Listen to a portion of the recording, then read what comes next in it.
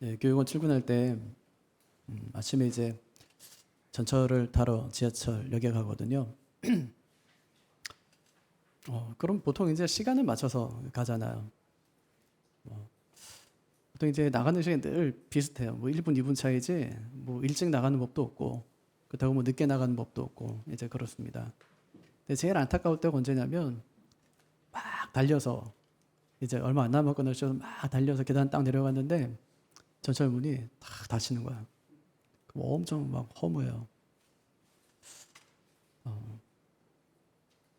한 번 닫힌 전철문은 열리는 법이 없죠.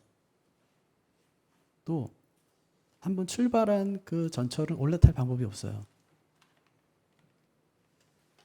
예전에 명동을 나가잖아요. 그러면은 명동 그 큰 거리에서 전도를 하는 분이 계세요. 편말을 이렇게 달고요. 예수 믿고 이제 구원받으라 이제 그런 거죠. 참 특이한 게 그분은 뭐 예수 믿으십시오 이렇게 말하는 게 아니고 그냥 성경을 계속 읽으세요. 네. 뭐 마태복음 25장 뭐 이런 거 있잖아요. 뭐 종말장 이런 거 계속 막 그런 거 쫙 읽으세요.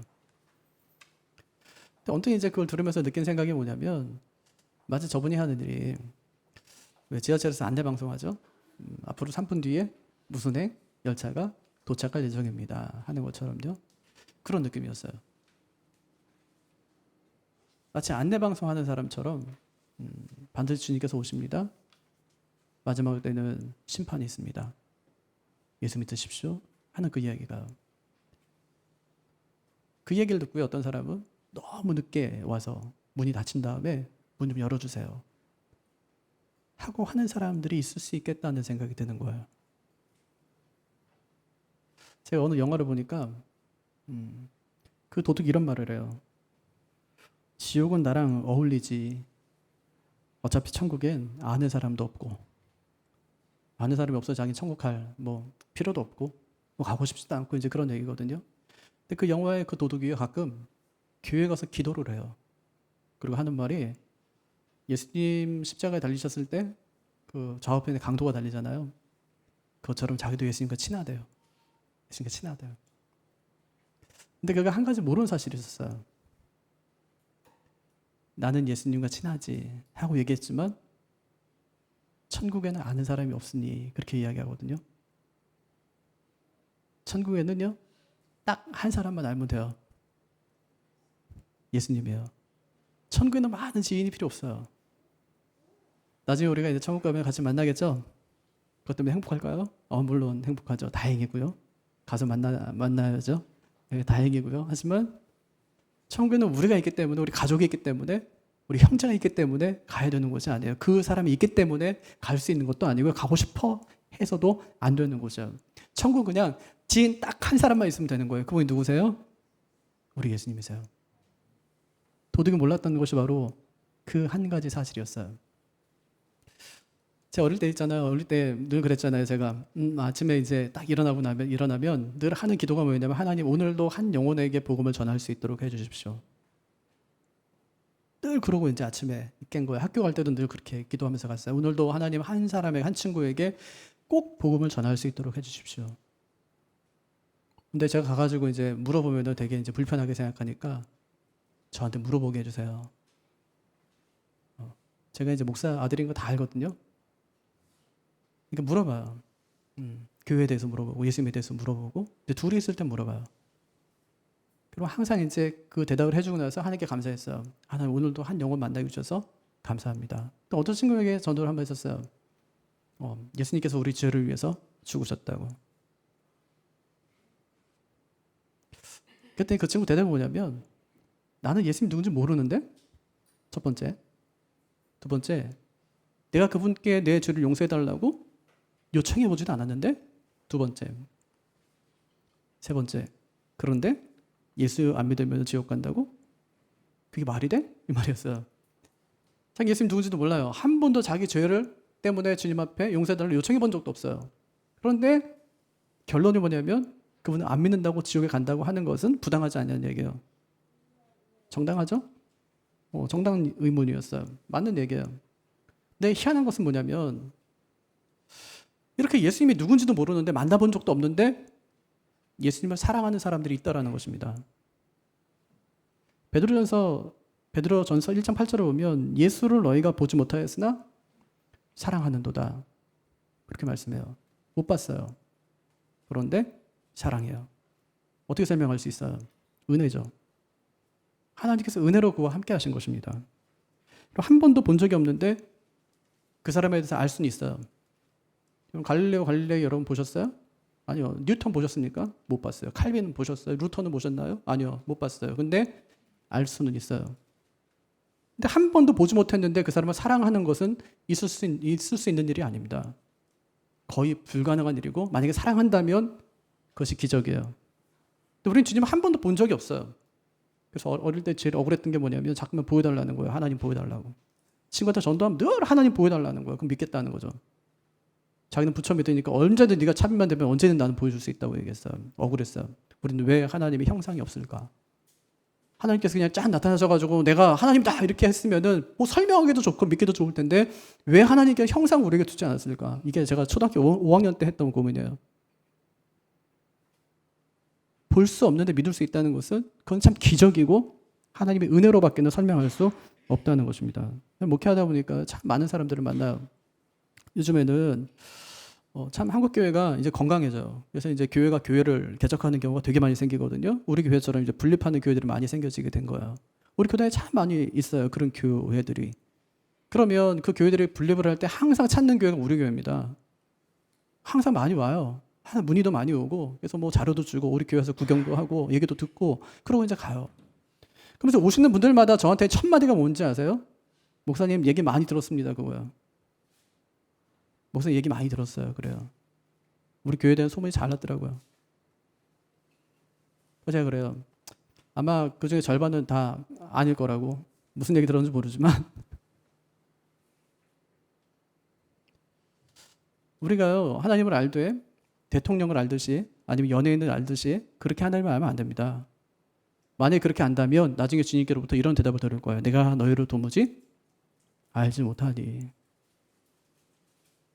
그 뒤에 말 기억나시죠? 어떻게 하신대요? 너희가 바깥 어두운데 내 옷 쫓기여 슬피 울며 이를 갈미 있으리라. 하나님을 아는 것과 하나님을 사랑하는 것은 굉장히 달라요. 연애 보셨죠? 뭐 그러니까 결혼했겠죠. 또 연애 뭐 해본 분들도 계시잖아요. 뭐 자녀 총각 중에도 알아요. 처음에 아는 단계예요. 근데 어떻게 사랑하게 되죠? 아무 일 없었는데 그냥 아는데 사랑해요? 아니 우리 청년들이 있는데 청년들 중에서 뭐 알아요. 뭐 십몇 년 동안 알아왔어요. 근데 둘이 만나서 아니까 결혼해요? 그 있을 수가 없는 일이에요. 그것은 안 돼요. 그건 있을 수 있는 일이 아니에요. 아는 데서 사랑하는 데까지 가려면 반드시 중간에 뭐가 있어요? 어떤 일이 있는 거예요. 썸띵이 있는 거죠. 무슨 일이 있던 거예요. 대단한 것을 본 거죠. 그 사람한테 굉장한 매력을 발견한 거예요. 그래서 그 사람을 사랑하고 싶어지는 거예요. 그래서 고백이라는 것을 하죠. 나하고 사귈래? 이렇게. 그럼 자매 입장에서는요. 그 형제일 수도 있겠네요. 용감한 자매들이 먼저 이제 고백할 수도 있으니까. 자기도 좋아하는 감정이 있어야 되는 거예요. 뭐 단기 선교 같이 갔어요. 처음에 아는 오빠, 뭐 동생으로 갔는데 나중에 거기서 대단한 걸 본 거예요. 와, 이 사람이? 뭐 이렇게. 크게 있는 거예요. 그렇지 않으면 그 다음 단계로 발전할 수가 없습니다. 어떻게 우리가 예수님을 아는 데서 예수님을 믿는 단계로 예수님을 사랑하는 단계까지 나아갈 수 있냐고요? 중간에 어떤 썸띵이 있는 거예요. 그게 뭘까요? 나를 향한 예수님의 희생이에요. 나를 향한 예수님의 사랑이에요. 그걸 발견하게 된 거예요. 어느 순간에. 어떤 사람은 기도하다 발견하기도 하고 어떤 사람은 성경 읽다가 발견하기도 하는 거예요. 그래서 발견되는 순간에 이제 내가 예수님께 그냥 신앙생활 했던 사람인데 나중에 이제 고백하게 되는 거예요. 내가 정말 주님을 사랑합니다. 이렇게 해요. 저 같은 죄인을 주님이 사랑해 주시니 너무 감사합니다. 이 사랑을 받을 자격 없는 사람인데 주님께서 나를 먼저 사랑하셨으니 나도 이제 주님 사랑하면서 평생을 주님 위해 살겠습니다 하고 고백하는 거죠. 절대로 아는 단계에서 머물러서 아무 일도 없었는데 사랑하는 단계로 넘어갈 수는 없다는 얘기예요. 반드시 아는 단계에서 사랑하는 단계로 옮겨지려면 반드시 주님의 뭔가를 발견해야 된다는 거예요. 근데 그 발견하는 것이 뭐냐면 그 발견되는 지점이 나에 대한 주님의 희생이에요. 주님이 나를 위해서 어떤 일을 행하셨는지를 발견할 때 그때 우리가 아는 단계에서 사랑하는 단계로 넘어갈 수 있다는 것입니다. 왜 나는 주님을 사랑한다고 자신 있게 말하지 못할까요? 주님, 제가 정말 주님 사랑합니다. 이렇게 고백해야 되는데 왜 이 고백을 진실되게 그 고백을 하지 못하는 것일까요?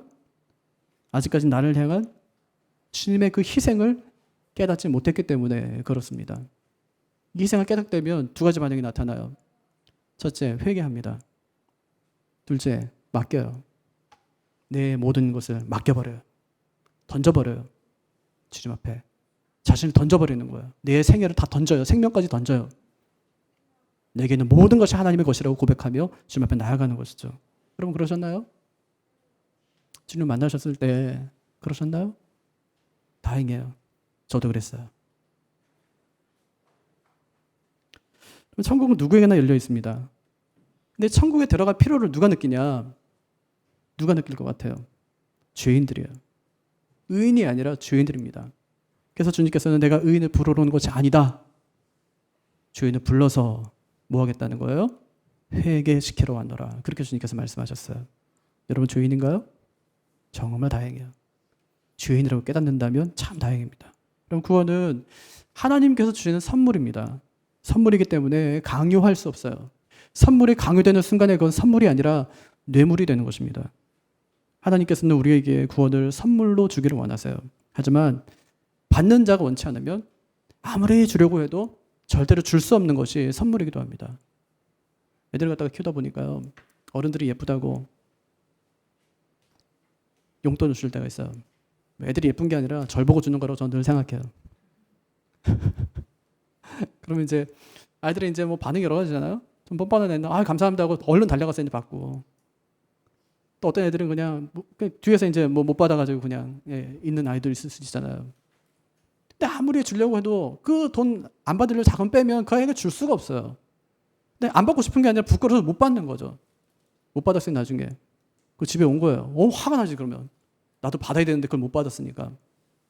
그래서 막 짜증을 부리는 거예요. 나는 돈이 없다고. 왜 없겠어요? 안 받으니까. 안 받으면 없는 거예요.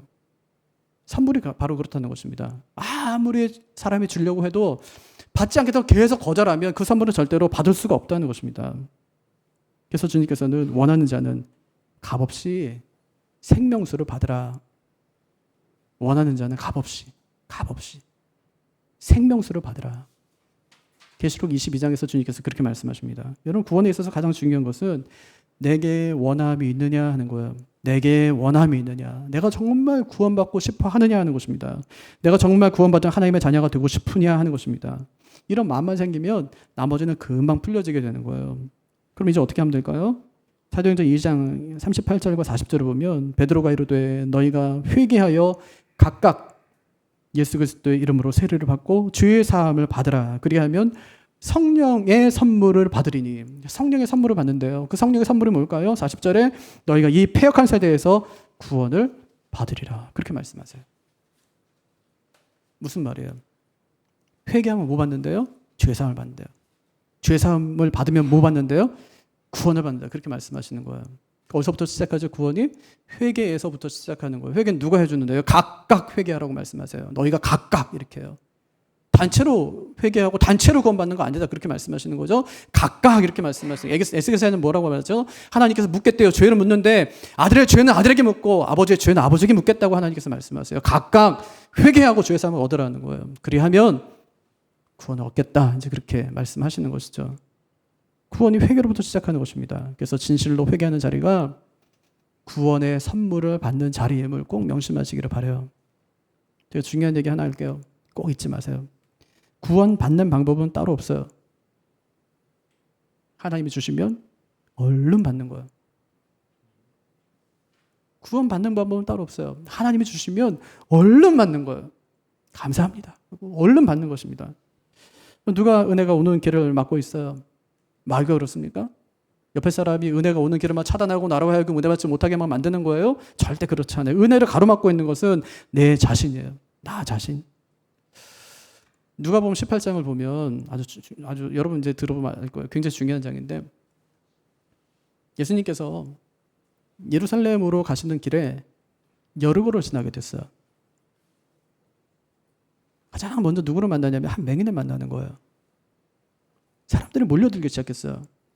맹인이 묻죠. 도대체 무슨 일이 있냐. 근데 예수님이 지나가신다는 거예요. 그 일을 듣자마자 맹인이 어떻게 하죠? 예수님 부르기 시작하는 거예요. 다윗의 자손이여 나를 불쌍히 여기소서. 주님께서 지나가시다가 데려오래요. 데려왔어요. 물으세요. 내가 무엇하여 주기를 원하느냐. 그가 말했어요. 주여 보기를 원하나이다. 주님께서 말씀하기를 네 믿음이 너를 구원하였느니라. 거기에 나타났던 그 반응이 모든 사람이 하나님께 영광을 돌리더라. 주님이 지나간대요. 자기 눈을 볼 수가 없어요. 사람들 너무 많아요. 주님 앞에 자기가 나타나고 싶지만 나타날 수가 없어요. 그때 반응이 두 가지예요. 하나는 원망하겠죠. 나는 왜 눈이 보이지 않을까? 이 사람들은 왜 나에 대한 배려를 해주지 않을까? 두 번째, 소리 지르는 거, 할 수 있는 소리를. 주님의 은혜를 가로막는 것은 다른 사람들이 아니었어요. 뭐냐? 나는 아무것도 할 수 없다는 자기 절망이에요. 자기 절망. 자기 절망이 하나님께로 하여금 나로 나아가지 못하게 하는 방해꾼이 되더라는 것입니다. 그리고 그 다음에 이어서 나오는 말이 여러분으로 지나가실 때 그 소문을 또 듣고 찾아온 또 한 사람에 관한 이야기예요. 삭개오죠. 키가 작았어요. 세리장이었다고 이야기했어요. 너무 사람이 많아서 주님 앞에 나아갈 수가 없는 거예요. 그래서 어떻게 하죠? 뽕나무 위로 올라가요. 거기 올라갔더니 거기 모인 모든 사람들보다 가장 키 큰 사람이 되었어요. 주님께서 저로 하여금 내려오라 말씀하시고 예수님께서 그 집에 가서 그 하룻밤을 머무시게 되죠. 그리고 그 가정에 주님의 구원이 임하게 되었어요. 아니 뭐가 주님 앞에 나아가지 못하게 하는 방해가 되었나요? 많은 사람이었던가요? 키가 작은 그의 모습이었던가요? 아니요. 예수님을 만나야 되겠다는 그 마음 하나 때문에, 일념 하나 때문에 세리장이라는 모든 자기의 가지고 있었던 모든 그 권력이나 하여튼 뭐 수치를 무릅쓰고 주를 만났던 그의 모습을 보십시오. 누가 은혜가 우리에게 오는 길을 가로막고 있나요? 다른 사람인가요? 아니요, 그렇지 않아요. 마귀가 그렇게 하는가요? 아니요, 그렇지 않아요. 내 자신이에요. 스스로 얽어매고 있는 나의 자기 절망감, 이것이 하나님께로부터 오는 은혜를 차단하고 있다는 것을 우리는 꼭 기억해야 됩니다. 여러분 어떻게 구원을 받냐고요? 하나님께서 주실 때 얼른 받으면 됩니다. 얼른 받으면 되는 거예요. 누가 구원받냐고요? 구원받는 자격은 딱 한 가지밖에 없어요. 죄인이에요. 죄인. 내가 죄인이라고 고백할 수 있다면 그 사람은 당당히 구원받는 사람이 된다는 것입니다. 하나님이 베푸는 구원에 있어서 자격 미달인 사람은 딱 한 사람밖에 없어요. 누굴까요? 나는 죄인이 아니라고 생각한 사람. 그래서 나는 회개할 필요가 없고 용서받을 필요가 없다고 생각한 사람은 자격 미달입니다. 그러니까 구원받는 일이 얼마나 쉽냐고요. 죄인이 죄인이라고 하기만 하면 되는데 그것이 얼마나 쉽냐고요. 만약에 우리가 죄인이 아닌데 죄인이라고 해야지 구원하겠다고 하면 그것이 얼마나 억울한 일이에요. 만약에 그렇다면 하나님께서 위증을 우리에게 이제 요구하시는 것이니까 하나님도 하나님 자신에게 심판받으셔야지 맞죠. 근데 하나님께서는 우리에게 죄인이 아닌데 죄인이라고 말하라는 것이 아니라 죄인인데 그 죄인이라고 말하라는 거예요. 말하면 벌을 주는 게 아니라 내가 구원을 주겠다고 하나님께서 말씀하시는 것입니다. 그러니까 이것이 얼마나 큰 은혜입니까? 이건 정말 감당할 수 없는 은혜입니다. 근데 왜 사람들은 이 말을 못해서 구원받지 못할까요? 밖에 나가서 당신은 죄인입니까? 아닙니까? 한번 물어보십시오. 100이면 100사람이요. 다 죄인입니다. 그렇게 얘기를 해요. 근데 죄인이니까 당신이 죄를 하나님께 고백하고 회개하고 하나님 믿으십시오 하고 이야기하면 100이면 100사람이 다 그 일을 하지 않는 거예요. 왜 그럴까요? 우리가 전하는 복음이 미련해 보이기 때문에. 얼마나 미련해 보여요. 그들에게 하나님은 진짜 코로나 하나도 어떻게 할 수 없는 그 엉터리 신이에요. 매주 주말만 되면 교회 감염자가 계속 생기잖아요. 어저께도 광주에서 어떤 교회에서 뭐 확진자가 생겼다는 거 아니에요? 집단 감염이 생겼다는 거 아닙니까? 그러니까 이런 교회발 코로나를 위해서 사회를 시끄럽게 하는 정말 능력 없는 신이고 교회 역시 어떻게 자꾸만 사람들의 인식 가운데 교회가 어떻게 자꾸만 비춰지나요? 지역사회에 피해를 끼치는 집단으로. 코로나의 온상지로. 그렇게 생각하는 사람들에게 하나님께 나아가 당신의 죄를 고백하고 죄의 용서를 받으십시오 하고 이야기하면 그들이 아멘 이렇게 반응할까요? 그래서 고린도전서 1장 18절을 보면 십자가의 도가 멸망하는 자들에게는 미련한 것이요 구원을 얻는 우리에게는 하나님의 능력이 됨이라 그렇게 말씀하세요. 불신자들이 볼 때 십자가는 대단히 미련해 보이는 것으로 이제 여겨지는 것이죠. 그렇게 방송에서 교회 나가지 말라고 해도 여러분 나오시잖아요. 그러니까 우리를 보면 얼마나 미련해 보이겠어요, 그 사람들이 볼 때. 아니, 교회가 어딘데, 우리 또 지하니까. 환기도 안 됐는데. 여기 나와서 마스크 쓰고 다 앉아가지고. 얼마나 미련해 보이겠어요. 아마 도대체 우리가 이해되지 않을 것입니다. 하지만 하나님께서는 세상에 미련한 것들을 택하사 세상의 지혜로운 자들을 부끄럽게 하시고 세상의 약한 것들을 택하사 강한 것들을 부끄럽게 하시는 분이라고 말씀하십니다. 누가 지혜로운지 누가 미련한지는 주님께서 마지막 때 봐야지 알 수 있다고 말씀하시는 거예요. 내가 너희에게 이르노니 형제에게 노하는 자마다 심판을 받게 되고 형제에 대해 나가라 하는 자마다 공에 잡혀가게 되고 미련한 놈이라 하는 자마다 지옥불에 떨어지게 될 것이다. 그렇게 말씀하셨습니다. 여러분, 하나님은요 다 구원해도 딱 한 사람만큼은 구원할 수 없어요. 어떤 사람이라고요? 나는 죄인이 아니라고 하는 사람. 나는 죄가 없다고 하는 사람. 그 사람은 구원하실 수가 없어요. 그래서 주님께서 말씀하시죠. 회개하고 복음을 믿으라. 그렇게 말씀하세요.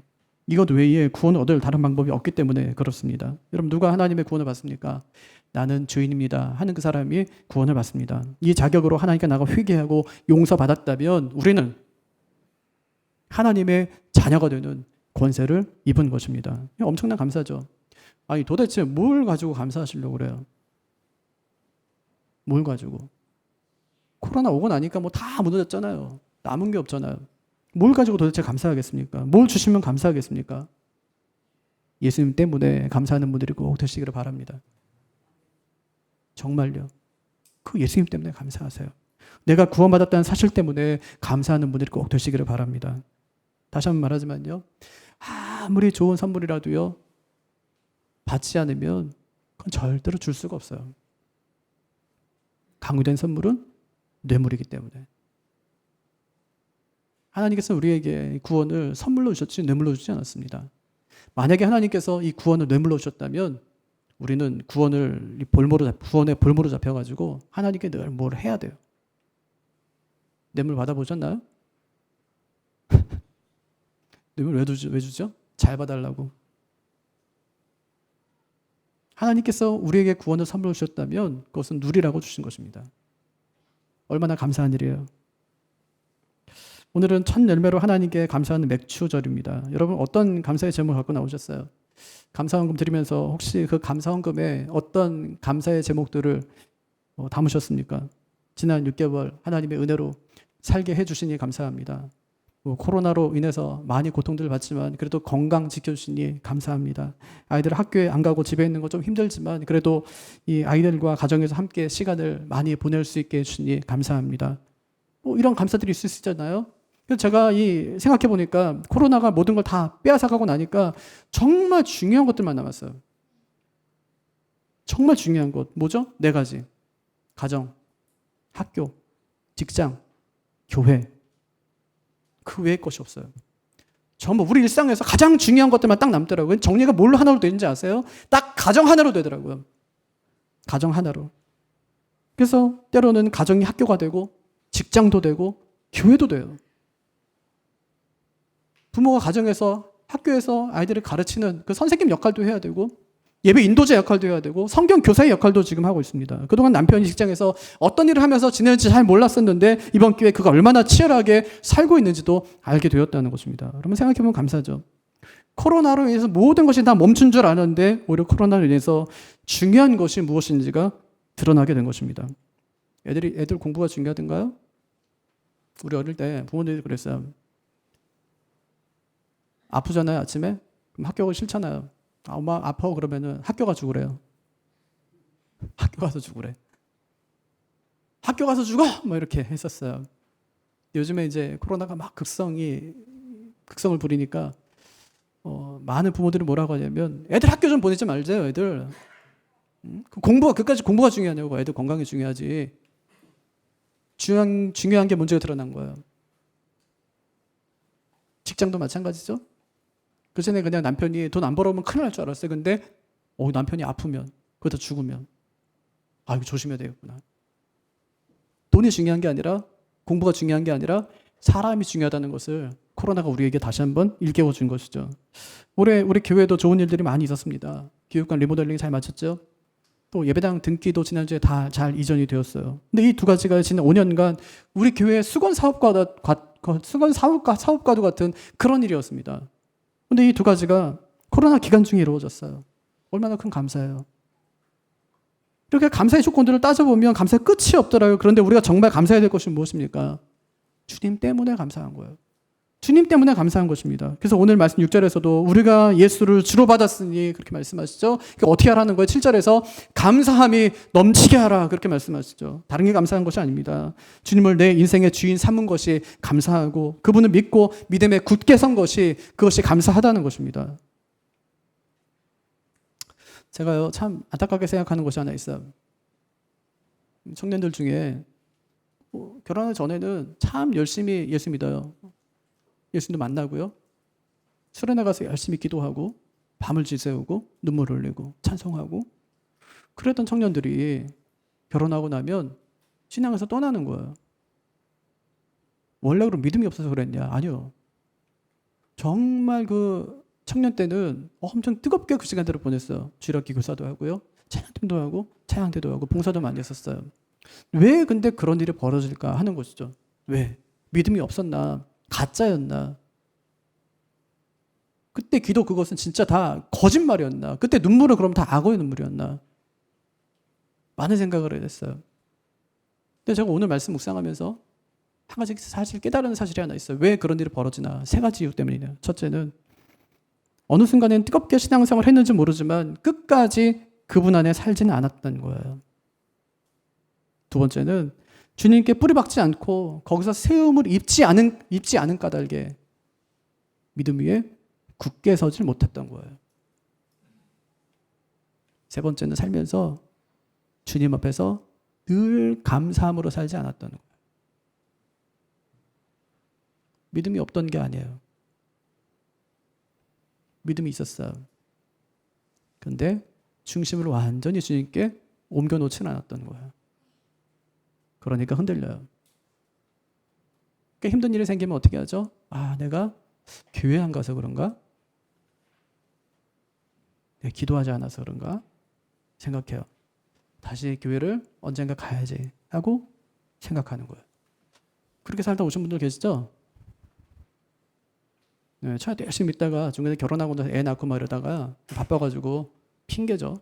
바빠가지고 그러니까 신앙생활 등한히 했다가 나중에 정신 차리고 다시 돌아오는 대부분이 그런 경우라는 것입니다. 여러분 우리가 우리의 신앙을 끝까지 유지하는 비결이 뭘까요? 주님과의 만남을 지속적으로 갖는 것입니다. 그럼 어떻게 하면 주님을 만날 수 있을까요? 어떻게 하면 주님 만날 수 있을까요? 예레미야 29장 13절을 보면 너희가 온 마음으로 나를 구하면 나를 찾을 것이요 나를 만나리라 그렇게 말씀하세요. 어떻게 하면요? 너희가 온 마음으로 나를 구하면 어떻게 한대요? 나를 찾을 것이요 나를 만나리라. 여기서 온 마음으로 구하면 요것은요 미완료형이에요. 나를 찾을 것이요 나를 만나리라. 이것은 완료형이에요. 조건절에서 미완료형이 사용되는 것은 어떻게 하라는 거냐면 계속해서 찾으라는 거예요. 계속. 언제까지요? 찾을 때까지. 찾으라는 거예요. 귀결절에서 완료형을 사용하는 것은 그럼 반드시 찾게 될 것이라는 말이에요. 여러분 왜 우리가 주님을 만나지 못할까요? 만나고 싶을 때 왜 만나지 못할까요? 구하지 않으니까. 왜 그래요? 끝까지 만날 때까지 구하지 않기 때문에. 만약에 끝까지 만날 때까지 구한다면 만나주겠다고 약속하셨어요. 기도하다 말지 마세요. 말씀 읽다가 중단하지 마시라고요. 금식하다 중간에 포기하지 마세요. 하나님 만나고 싶으면 만날 때까지 구하세요.